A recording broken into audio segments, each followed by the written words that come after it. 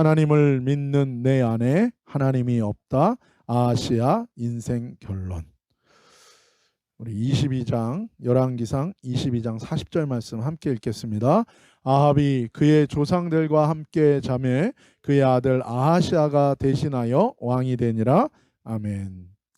아합 왕의 뒤를 이어서 그의 아들 아하시아가 북이스라엘 왕국의 왕이 됩니다. 같은 장에서 이 아시아가 누군가, 이 아시아를 향한 하나님의 평가와 결론이 나와요. 사랑하는 여러분, 우리 인생은 하나님이 다 보고 계십니다. 그리고 우리 인생은 반드시 평가를 받게 되어 있습니다. 물론 우리가 살아가면서 우리 주변의 사람들 또 이 세상에서 우리 인생을 향한 평가도 나오지요. 그러나 정말 중요한 평가가 남아있는데 그것은 무엇입니까? 하나님께서 우리에게 생명을 허락하시고 어미의 태에 조성되기 전부터 우리를 아시고 우리에게 생명을 허락하신 그 하나님께서 모든 것을 평가하시고 판단하시는 그 날이 온다는 거예요. 사람 복이 어떠한가 보다 더 중요한 것은 하나님이 내 인생을 어떻게 보는가가 더 중요하다는 것입니다. 이 아시아를 향한 하나님의 평가와 결론, 그것이 같은 장 51절에서 53절까지입니다. 우리 한 목소리로 함께 읽겠습니다. 유다의 여호사밧 왕 제17년에 아합의 아들 아하시아가 사마리아에서 이스라엘의 왕이 되어 2년 동안 이스라엘을 다스리니라. 그가 여호와 앞에서 악을 행하여 그의 아버지의 길과 그의 어머니의 길과 이스라엘에게 범죄하게 한 느밧의 아들 여로보암의 길로 행하며 바알을 섬겨 그에게 예배하여 이스라엘의 하나님 여호와를 노하시게 하시기를 그의 아버지의 온갖 행위같이 하였더라. 아멘. 51절에 보면 아시아 왕이 2년 동안 이스라엘을 통치했다고 나옵니다. 한마디로 2년 동안 왕위에 머물러 있었다는 거예요. 어떻게 보면 참으로 짧은 거예요. 왕으로서 정말 짧은 기간입니다. 물론 성경에서는 정말 짧고 굵게 이 세상에서 인생을 사는 경우도 나와요. 하나님의 사람이지만 길지 않고 짧게, 그리고 하나님을 위하여 순교하고 하나님께 드려지는 인생들도 있습니다. 하지만 일반적으로 성경에서 하나님의 뜻에 합한 인생을 향한 하나님의 은혜와 축복은 무엇입니까? 오래 사는 거예요. 장수하는 것입니다. 오히려 하나님 뜻에서 벗어나고 하나님 말씀대로 살지 않는 인생을 향한 하나님의 저주와 심판이 있어요. 그것은 무엇입니까? 살던 곳에서 오래 살지 못하고 쫓겨나는 거예요. 그리고 하나님이 주셨던 사명을 박탈당하는 겁니다. 그래서 촛대로 옮긴다고 얘기하죠. 그리고 일찍 생을 마감할 수 있다는 것을 성경은 경고하고 있습니다. 신명기 4장 24절에서 26절 말씀입니다. 함께 읽겠습니다. 내 하나님 여호와는 소멸하는 불이시요 질투하시는 하나님이시니라. 내가 그 땅에서 아들을 낳고 손자를 얻으며 오래 살 때에 만일 스스로 부패하여 무슨 형상의 우상이든지 조각하여 내 하나님 여호와 앞에 악을 행함으로 그의 노를 일으키면 내가 오늘 천지를 불러 증거를 삼노니 너희가 요단을 건너가서 얻는 땅에서 속히 망할 것이라. 너희가 거기서 너희의 날이 길지 못하고 전멸될 것이니라. 아멘. 24절에 보면 하나님은 소멸하는 불이시고 질투하시는 하나님이라고 얘기해요.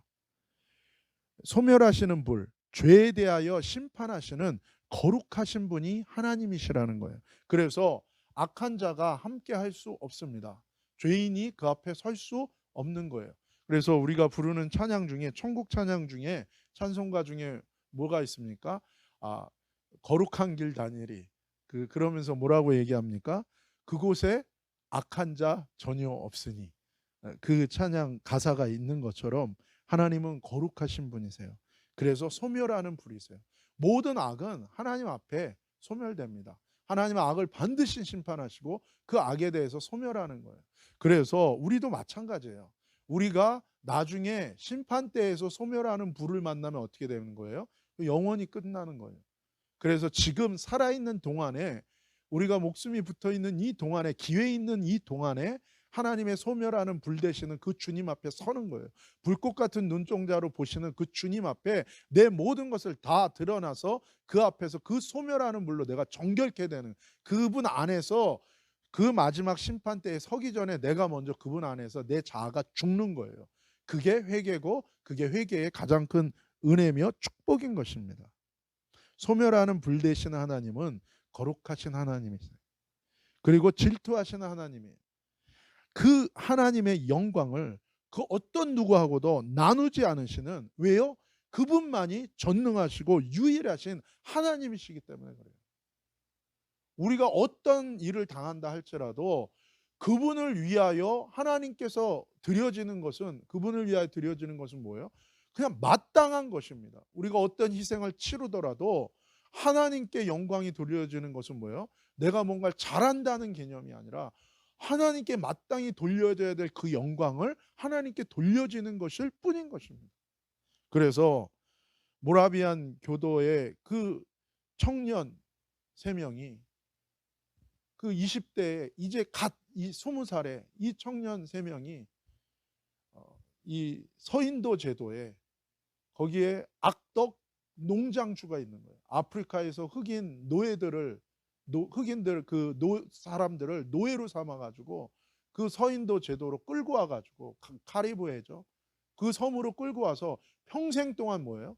그 노예로 부리는 거예요. 사탕수수 농장에서. 그 소식을 들은 거예요. 이 3명이. 그렇다면 그들은 누가 그들에게 복음을 전할 것인가? 그래서 이들은 돈이 없어요. 그래서 자기를 그 농장의 노예로 스스로를 팝니다. 그래서 자기를 판 그 돈으로 편도 뱃삭을 마련해요. 유럽에서, 독일에서. 그래서 그 뱃삭을 마련해서 자기를 팔아서 평생 노예로 판 거예요. 그래서 그 미리 돈을 받은 그거 가지고 편도 뱃삭을 마련한 그 돈으로 이제 그 사람들과 함께 노예로 살면서 평생 살면서 복음을 그들에게 전하기 위해서 그들 3명이 자신을 그렇게 드리는 거예요. 그들의 배가 떠날 때 그의 부모님들과 그를 아는 모든 지인들이 항구에서 다 통곡을 하고 옵니다. 그때 이 3명은 울지 않아요. 그리고 하늘을 향해서 크게 소리쳐요. 우리가 무슨 하나님께 뭘 드린다고 말할 수 없다. 그분은 마땅히 모든 영광을 받아서 마땅하시고 모든 희생을 받아서 마땅하신 그분이다. 영광을 받아 마땅하신 그분께만 합당한 영광이 돌려질지어다. 그렇게 외치고 그들은 가족과 지인들을 떠나서 그 스스로 팔려 그 카리브해의 노예 섬으로 들어가는 거예요. 그 이후로 그들의 소식을 알 수 없었습니다. 세월이 많이 지나서 어떤 선교사가 그 섬에 들어갔을 때 거기 있는 모든 노예들이 전부 다 크리스찬이 된 거예요. 그리고 거기에 3명의 무덤이 남아있는 거예요. 그때 그들이 외쳤던 것도 무엇입니까? 마땅히 그분께 드려지는 게 마땅한 거예요. 그분의 영광. 하나님의 영광을 그 어떤 누구와도 나누어야 될 이유가 없습니다. 전능하신 유일한 하나님이, 그 의로우신 하나님이 그 하나님이시기 때문에 그래요. 질투하시는 하나님은 어떤 분이십니까? 전능하신 유일하신 모든 영광을 받아 마땅하신 그 하나님이신 거예요. 25절에 하나님을 떠나 자기 탐욕에 빠져 자기 자신이나 다른 우상들을 하나님처럼, 하나님보다 더 사랑하며 섬기며 예배하며 사는 인생은 살면 살수록 악을 행하는 것이고 죄를 쌓는 인생이 될 수밖에 없다는 거예요. 이 선한 것을 하고 말고의 문제가 아니에요. 이미 그 마음의 중심이 하나님께 속한 게 아니에요. 그 하나님께 완전히 그 자아가 죽어서 그분을 향한 게 아니기 때문에 내가 어떤 선한 것을 한다고 해서 그 본질적인 주께 속하지 않은, 깨지지 않은 그 악이 해결되는 건 아니라는 것입니다. 하나님을 대적하여 반역하게 되고 결국 하나님의 진노를 쌓고 불러 일으키게 된다라고 얘기하고 있는 것입니다. 26절 한번 같이 읽읍시다. 시작.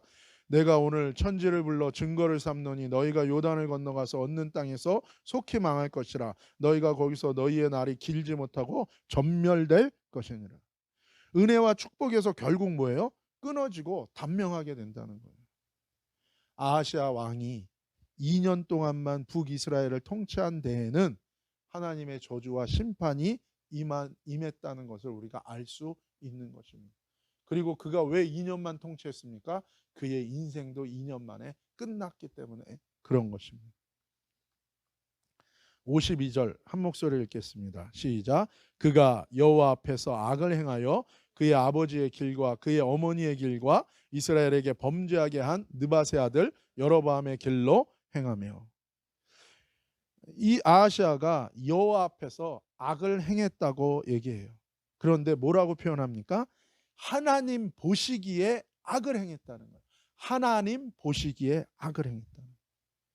여러분, 물론 사람 보기에도 나쁘다면 하나님께는 얼마나 나쁠까도 말이 되죠.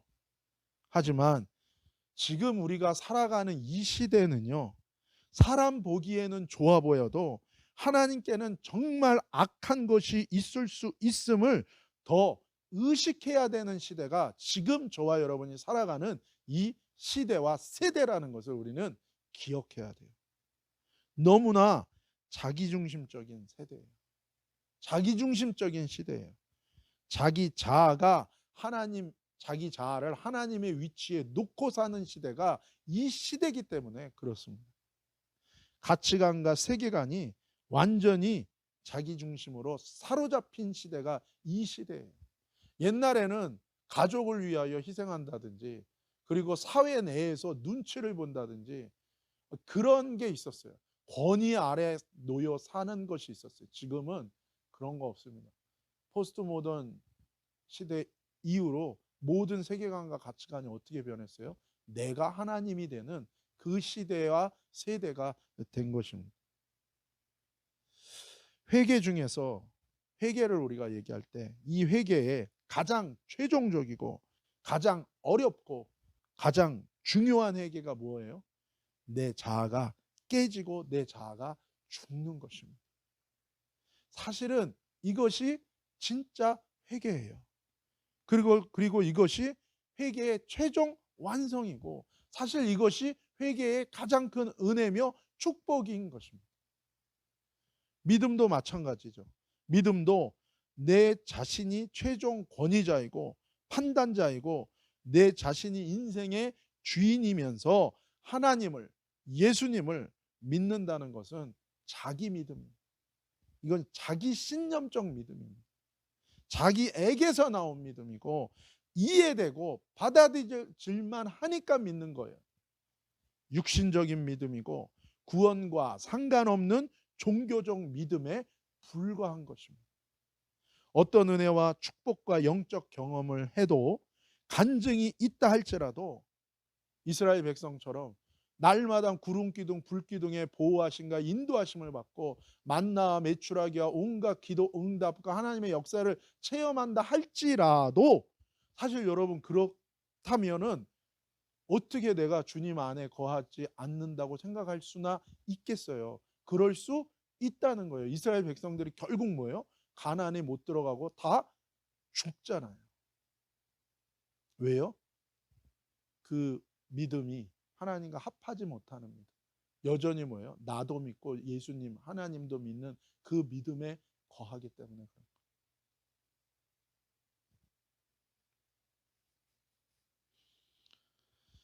그래서 결국 예수님이 나중에 뭐라고 얘기하는 거예요? 마태복음에 얘기하신 것처럼 우리는 주님을 안다고 얘기하는데 주님 뭐예요? 처음부터 너는 나를 알아도 나는 계속해서 너를 몰랐다는 거예요. 그게 어떻게 가능한 거예요? 나를 모르는데 나한테 은혜 왜 줬어요? 나를 모르는데 나한테 축복 왜 줬어요? 왜요? 하나님께 알려진 바 되기를 원하시기 때문에. 여러분 구원은요. 내가 하나님을 아는 게 구원이 아니라 하나님이 나를 아시는 게 구원인 거예요. 내가 하나님을 인정하는 게 구원이 아니라 그건 시작일 수 있어요. 근데 뭐예요? 하나님께 내가 인정되어지는 게 구원이라는 거예요. 근데 문제는 무엇입니까? 여전히 내가 깨지지 않은 채로 중간에 가다가 못 미치는 거예요. 중간에 끝나는 거예요. 아이를 잉태하고 아이가 태어날 때, 새 생명이 태어날 때 끝까지 가야 되잖아요. 근데 뭐예요? 임신을 했는데, 잉태가 됐는데 태어나지를 못하는 믿음과 똑같은 거라는 거죠. 그래서 주님이 뭐라 그래요? 그것을 불법이라고 얘기해요. 불법이라고 얘기하는 거예요. 불법. 하나님의 말씀이 없다는 거예요. 너 안에는 하나님 말씀이 없다는 거예요. 하나님의 말씀이 기준이 아니고 너는 자기 생각, 자기 감정, 자기 이익이 최종 권위로 살아가는 인생을 살았다는 것에 대한 예수님의 그 믿음에 대한 예수님의 평가요 결론인 것입니다. 이것이 뭐예요? 구원받지 못하는 자기 믿음에 불과하다는 거예요. 여러분, 말세에 대해서 예수님 뭐라고 얘기했습니까? 미혹의 시대라 그랬어요. 사람의 칭찬과 박수를 하나님의 칭찬과 박수보다 더 중요하게 여기고 간절하게 바라는 세대예요. 자기 영광을 은연중에 구하는 이 시대의 교회는 진리를 떠나 미혹과 거짓의 길로 빠질 위험이 아주 클 수밖에 없다는 것입니다. 우리는 그런 것에 아주 익숙해요. 그리고 어쩌면 편하게 생각할 수도 있어요. 너무 만족할 수도 있어요.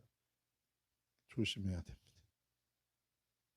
자기의 의, 자기 열심, 종교적, 율법적 자기 공로로 자기를 위한 자기 구원을 이루려는 왜곡된 믿음과 신앙과 영성의 시대가 지금 저와 여러분이 살아가는 이 시대고, 지금 우리가 겪고 있는 이 팬데믹은 이 시대를 향한 하나님의 경고라는 것을 잊으면 안 되는 거예요. 많은 사람들이, 어떤 분이 그런 얘기 하더라고요.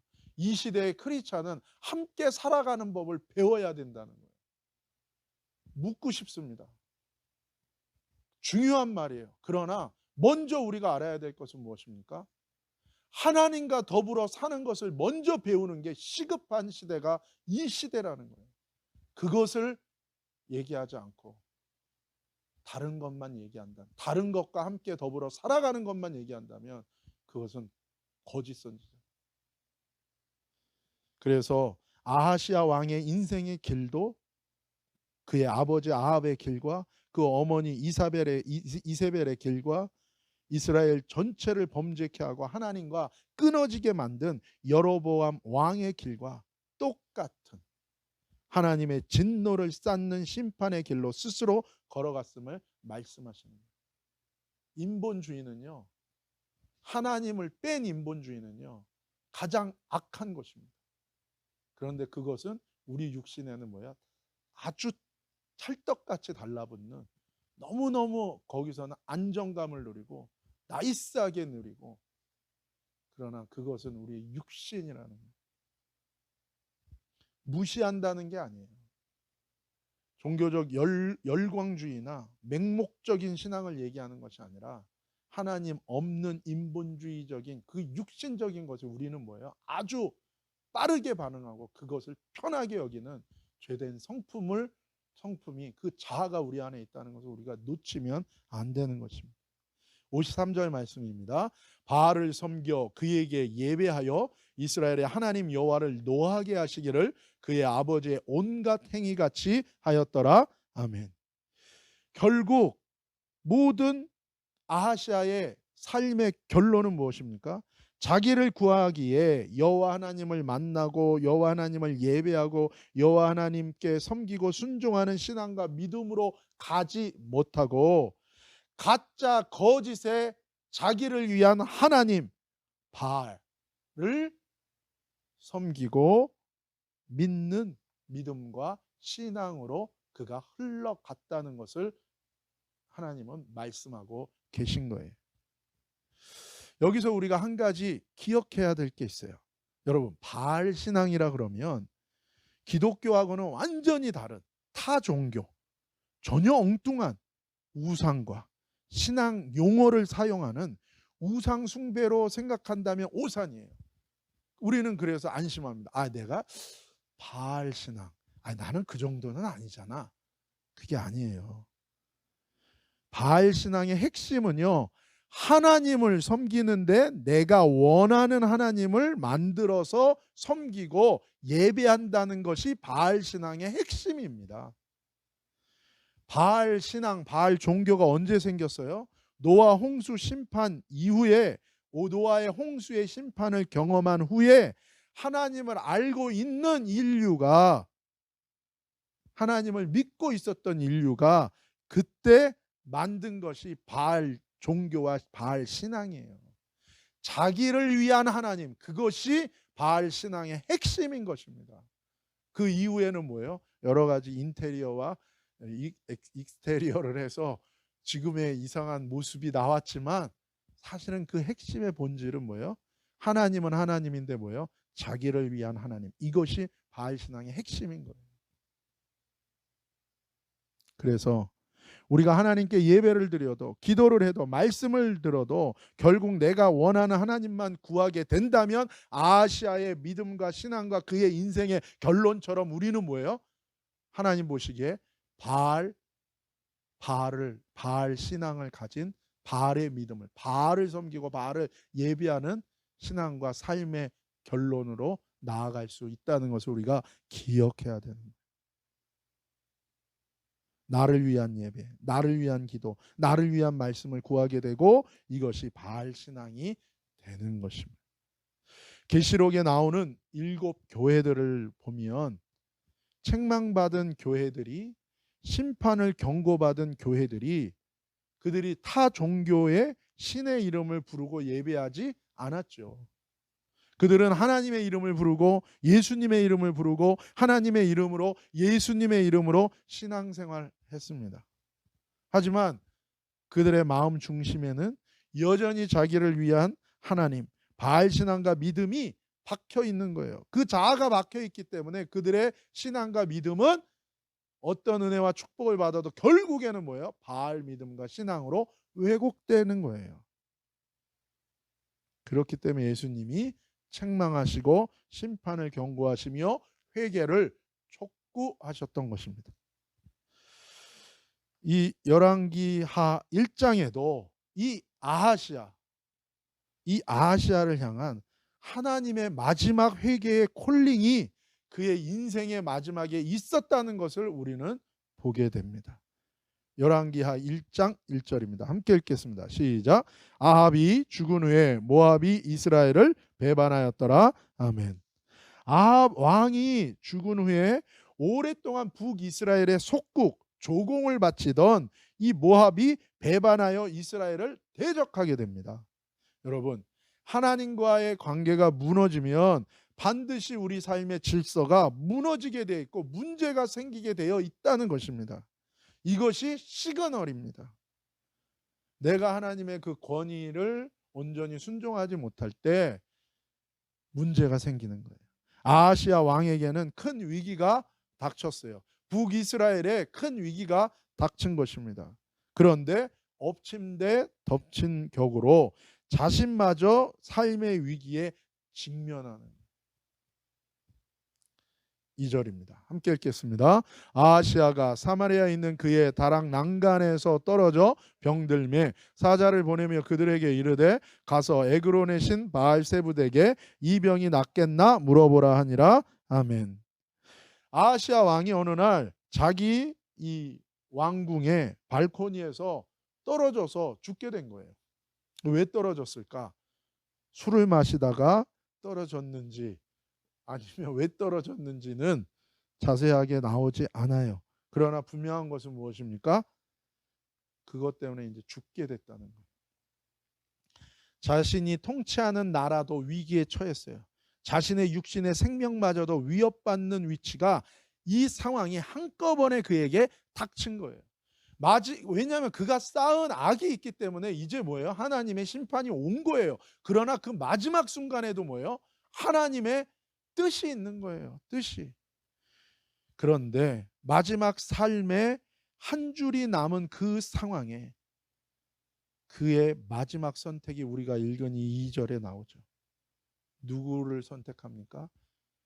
자기 신하들을 에그론, 블레셋이죠. 에그론의 신 바알세붓, 이게 파리신입니다. 파리. 하늘을 날아다니는 파리. 고대 사람들도 그런 지혜가 있었어요. 파리가 병을 옮긴다는 지혜가 있었던 것 같아요. 그래서 그 파리신을 만들어서 병을 옮기는 이 파리신이 왜 이 병의 근원을 알고 치유도 준다고 믿었어요. 그래서 이 병이 낫겠나 물어보라. 누구를 선택하는 거예요? 마지막 쓸 수 있는 마지막 찬스인 거예요.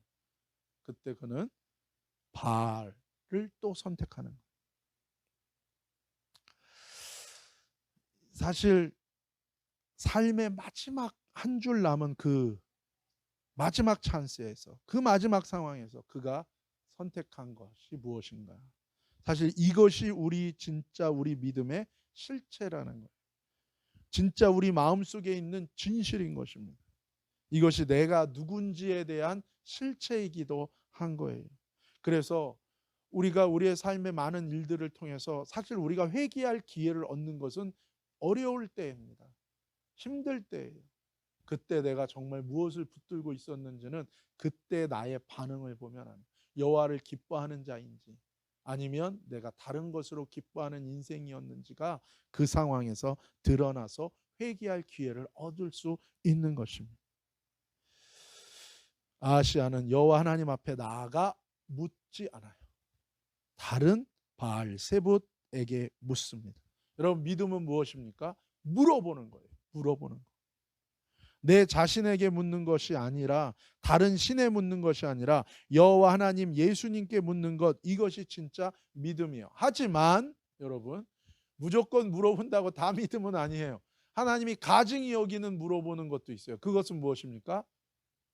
순종하려고 물어보는 게 아니라 내가 원하는 해답과 맞춰보려고 물어보는 것은 가증한 것입니다. 저와 여러분이 순종하려고 물어보는 인생이 되기를 축복합니다. 왕국이 위기에 빠졌어요. 이 왕국이 하나님 손에 달렸다는 믿음이 있다면 왕국이 위기에 빠졌을 때 누구에게 물어봤겠어요? 하나님께 물어봤겠죠. 내 자신의 목숨이 위기에 빠졌어요. 내 자신의 인생과 목숨이 하나님 손에 달렸다는 믿음이 있다면 누구에게 물어봤겠어요? 하나님께 물어봤겠어요.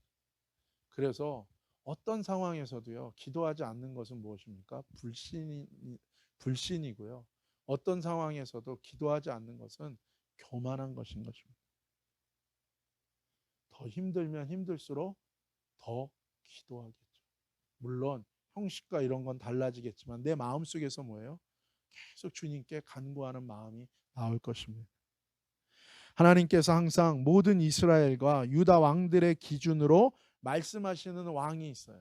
모든 왕들을 평가할 때마다 하나님이 이 왕을 꼭 얘기해요. 누굽니까? 바로 다윗 왕이었어요. 다윗 왕. 이 다윗 왕을 가만히 보면 이 다윗 왕은 항상 두 가지 분명한 믿음이 있어요. 그리고 항상 이 두 가지 믿음의 고백이 있고 항상 이 두 가지 믿음의 결정하는 결단이 있었어요. 시편 22편 28절입니다. 함께 읽겠습니다. 나라는 여호와의 것이요 여호와는 모든 나라의 주제이심이로다. 아멘. 나라는 여호와의 거라는 거예요. 내가 왕이지만 내가 다스리는 이 이스라엘 왕국은 누구 거라고요? 하나님의 것이라고. 그리고 모든 나라는, 이 세상의 모든 나라도, 이 세상의 모든 것들도 다 뭐예요? 하나님이 주관하시고 하나님이 다스리신다는 거예요. 아무리 우리가 애를 쓰고 뭘 한다 할지라도 결국에 하나님의 뜻만이 설 거라는 거예요. 그래서 그 하나님 뜻과 대적하고 벗어나면 뭐예요? 당연히 망하는 거죠. 그러나 하나님의 뜻 가운데 순종하고 따라가는 자는 하나님의 인도하심을 받을 수 있다는 그 고백이 다윗에게 있었다는 거예요. 또 하나 고백을 보겠습니다. 시편 33편 12절에서 15절이에요. 함께 읽겠습니다. 여호와를 자기 하나님으로 삼은 나라 곧 하나님의 기업으로 선택된 백성은 복이 있도다. 여호와께서 하늘에서 굽어보사 모든 인생을 살피심이요 곧 그가 거하시는 곳에서 세상의 모든 거민들을 굽어 살피시는도다. 그는 그들 모두의 마음을 지으시며 그들이 하는 일을 굽어 살피시는 이로다. 아멘. 다윗에게는 분명한 두 가지 믿음과 고백과 결단이 있었어요. 첫 번째는 무엇입니까? 자신이 통치하는 이스라엘 나라의 왕은 여호와 하나님이라는 분명한 믿음이에요. 두 번째는 무엇입니까? 자신의 인생과 자신의 인생의 주인과 왕도 여호와 하나님이시라는 거예요. 내가 다스리는 이 나라의 왕은 여호와시다. 내 인생의 주인과 왕도 여호와시다. 이 두 가지 믿음이 다윗의 믿음의 핵심인 것입니다. 그러나 아하시아에게는 이런 믿음이 없었어요. 그는 회개하지 않은 자였기 때문에 자기 자아가 깨지고 자기가 주인된 모든 것들을 하나님 앞에 내려놔야 되는데 그게 안 됐기 때문에 이 믿음이 없었던 것입니다. 회개하는 자에게는 하나님이 이 믿음을 주시는 거예요. 여전히 자기만을 구하고 자기 욕심대로 자기가 하나님처럼 살아가는 자였기 때문에 그런 거예요. 그런 그에게 하나님이 엘리야를 보내서 마지막 메시지를 그에게 보내십니다. 그것이 1장 3절의 말씀이에요. 함께 읽겠습니다. 여호와의 사자가 디셉 사람 엘리야에게 이르되 너는 일어나 올라가서 사마리아의 왕의 사자를 만나 그에게 이르기를 이스라엘에 하나님이 없어서 너희가 에그론의 신 바알세불에게 물으러 가느냐.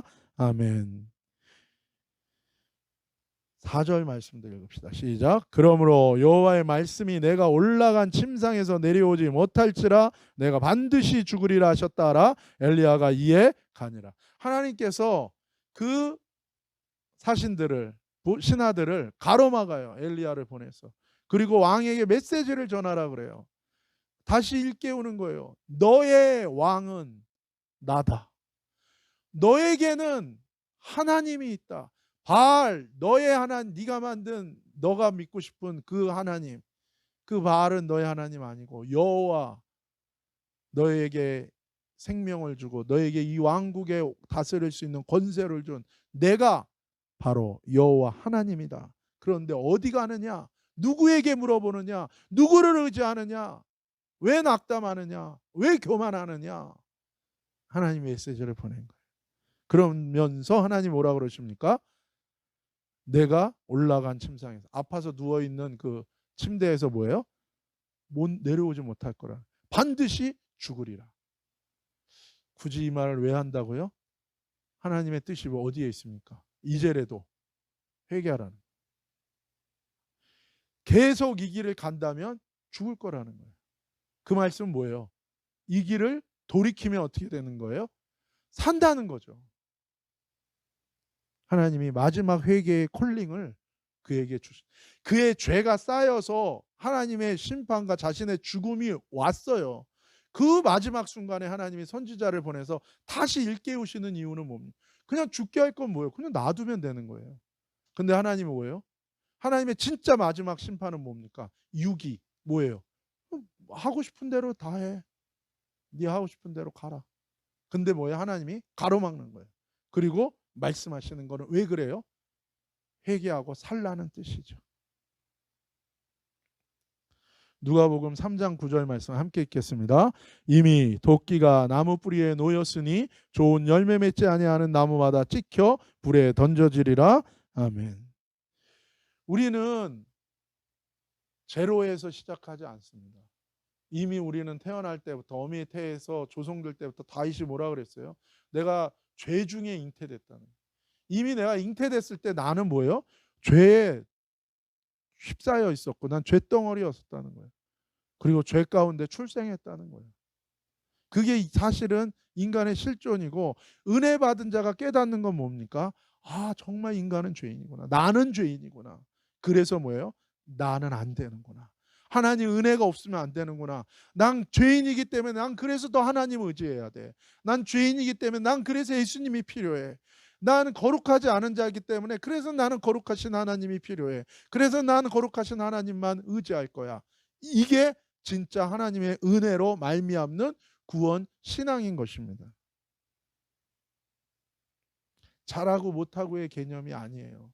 조금 더 열심히 해라, 조금 더 잘해라, 애써라가 아니라 나에겐 구원이 없어요. 나에겐 거룩이 없어요. 그래서 뭐예요? 그걸 처절하게 깨닫기 때문에 더 이상 나를 의지하지 않고 다 내려놓고 다 버리고 주님만을 따라가는. 주님이 부자에게도 뭐라고 얘기합니까? 나사로 부자 비유, 그 창고 어리석은 부자 비유에서도 뭐라 그래요? 뭐라고 얘기합니까? 오늘 네 생명을 오늘 밤에 데려가면 네가 의지하고 네 마음 가운데 품고 있는 그 모든 것들이 어떻게 누구 거가 되겠냐? 죽어서도 네가 이고 가겠냐? 들고 가겠냐? 너가 지금 그렇게도 애쓰고 그렇게도 죽을 것 같은 그 모든 거, 너 오늘 생명 끝나면 아무것도 아니다.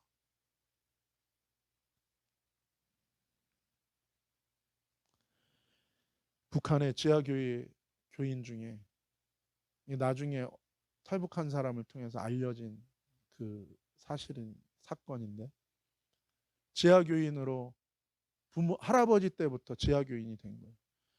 한국전쟁 김일성이 나타나기 전에 이미 신사참배할 때, 신사참배하면 교회 건물 다 뺏겨요. 교회 건물 지키려면 신사참배해야 돼요. 예배들이 다 사이렌 한번 울리면 그냥 동쪽을 향해서 절 한번 하면 돼요. 근데 그건 하나님 앞에 합당치 않은 거니까. 그래서 일단의 무리들이 그때 지하교회가 되는 거예요. 교회 건물 다 포기합니다. 교회 재산 다 포기하고 그때 이미 지하교회가 된 거예요. 그랬더니 김일성이 나왔어요. 그랬더니 북한이 공산화된 거예요. 그래도 지하교회는 뭐예요? 계속 이어져 가요. 그러다가 어느 날 그 지하교회 교인 중에 젊은 어머니인데 주님이 그러시는, 너는 죽을 거다. 주의 나라를 위해서 넌 죽을 거다. 자기에게는 어린애들이 있어요. 7살, 9살. 하나님, 나는 괜찮습니다. 나는 오히려 천국 가면 너무 좋아요. 근데 이런 지옥 같은 땅에 남는 이 두 아이는 어떡합니까? 내가 그들을 키울 거다. 내가 그들을 책임질 거다. 정말 이 엄마는 하나님 말씀하신 그날에 하나님 죽어서 하나님 데려가셨어요. 이 두 애들은요, 이 엄마가 갑자기 그 북한에서 인민 영웅이 됐어요. 왜 그렇게 됐는지 모르겠는데 인민 영웅이 됐어요. 그래서 얘네들은 뭐예요? 평생 국가가 책임지고 키워주는 애들이 된 거예요. 고아로 이리저리 유리방황하는 애들이 아니라 하나님께서 그렇게 인도하시는 거예요. 우리가 생각할 때는 그 북한 같은 그 지옥 같은 데서 거기도 김정은이 통치하는 게 아닙니다. 거기도 여전히 뭐예요? 하나님이 역사하고 계신 거예요. 한국교회는 희망이 있습니다. 왜 희망이 있냐면 70년 동안 온갖 고난 속에서도 남한교회를 위해서 안타깝게 기도한 북한의 지하교회 때문에, 그들의 남한교회의 죄악이 엄청 많이 쌓여 있지만 북한의 지하교회의 기도가 그보다 더 많이 쌓여 있는 거예요. 하나님이 그 교회를 그렇기 때문에 그들을 쓰셔야 되기 때문에 남한교회는 그래서 하나님 살려주신다고 생각해요. 단 회개시키시겠죠. 어려움을 겪어서 자기가 의지하는 모든 것들을 다 버리고 주님을 따르게 만드는 사건들이 일어나겠죠. 근데 하나님은 여전히 역사하고 계시고 통치하고 계신 거예요. 우리 삶에도 마찬가지입니다. 이미 하나님의 진노 아래 우리가 시작되지만 그런 우리도 뭐예요? 하나님을 의뢰하고 하나님께 회개할 때 주님이 우리를 붙들어 주십니다. 아주 작은 데서부터 시작돼요. 여러분, 사실 우리가 붙들고 있는 우리 삶에 많은 것들이 있죠. 거기서부터 우리가 거기에 매이면 쫓기잖아요. 그러지 말고 그것도 주님께 맡기면서 우리가 주님 앞에 나아가기를 예수님의 이름으로 축복합니다. 어차피 우리가 끝까지 다 책임지지는 못합니다. 하지만 주님을 의뢰할 때 하나님이 역사하실 것입니다. 하나님의 진노 아래에 놓여서 시작하는 우리를 향한 하나님의 복음은 무엇입니까? 분명히 심판의 경고죠. 네가 계속 그렇게 살면 안 된다. 네가 계속 그렇게 가면 안 된다. 하지만 그것을 통해서 하나님은 우리를 회개로 인도하시고, 이것이 하나님의 놀라운 구원을 위한 우리를 향한 하나님의 사랑과 자비하심이라는 것을 우리는 기억해야 되는 것입니다. 이번 한 주간 저와 여러분이 내 자신을 구하며 죄에 매이고 심판에 이르는 시간들이 아니라 회개하여 구원에 이르며 하나님의 사랑과 자비를 힘입는 은혜의 시간이 되시기를 예수님의 이름으로 축복합니다. 여러분 힘들고 어려워도 하나님이 다 아십니다. 그 상황 가운데서 더 잘하고 그거 아니에요. 그냥 있는 그 자리에서 넘어졌다면 다시 회개하죠. 그리고 쓰러졌다면 다시 회개하죠. 우리가 잠깐 포커스를 놓쳤다면 다시 주님한테 맞추고, 내 안에 여전히 나도 모르는 붙들고 있었던 거, 놓지 못하는 것이 있었다면 하나님 앞에 또 회개하고 내려놓고 주님을 바라볼 때에 하나님이 역사하시고 저와 여러분을 인도하실 줄로 믿습니다. 우리는 넘어지는 자가 아니라, 죄 짓는 자가 아니라 주님 안에서 회개하고 주님으로 인하여 연합하고 승리하는 저와 여러분 되시기를 예수님의 이름으로 축복합니다. 기도하시겠습니다. 거룩하신 아버지 하나님, 감사합니다. 하나님 아버지, 아하시아가 내가 바로 아하시아고 나의 믿음이 바알 믿음과 같은 자고 하나님과 예수님을 믿는다고 하나 내 안에 하나님이 계시지 않은 불법한, 하나님의 말씀이 없는 불법한 자였음을 회개합니다. 아버지 하나님, 이제 돌이켜 우리가 회개하여 하나님의 영원한 영생과 하나님과의 연합과 하나님의 사랑과 자비하심의 놀라운 은혜 가운데 들어오기를 원하시는 주님, 아버지 하나님, 오늘 이 시간 회개하며 주님을 의뢰하며 나아갈 때 우리의 모든 짐들을 내려놓고 내 자아를 주님 앞에 내려놓고 나아갈 때 하나님 우리를 깨트려 주시고 우리를 죽여 주시고 우리를 인도하시고 우리를 살려 주시고 우리를 주님과 연합하는 그 길로 인도하여 주옵소서. 심령들을 붙들어 주시고 이 팬데믹 시대에 그러나 하나님, 주님으로 인하여 우리가 살고 주님의 통치 가운데 살아감을 우리가 고백하고 선포하며 나아갈 때에 하나님께서 역사하시고 통치하시는 하나님 나라가 임하는 인생들 다 되도록 축복하시고 인도하여 주옵소서. 거룩하신 예수님의 이름으로 감사하며 축복하며 기도 올리옵나이다. 아멘.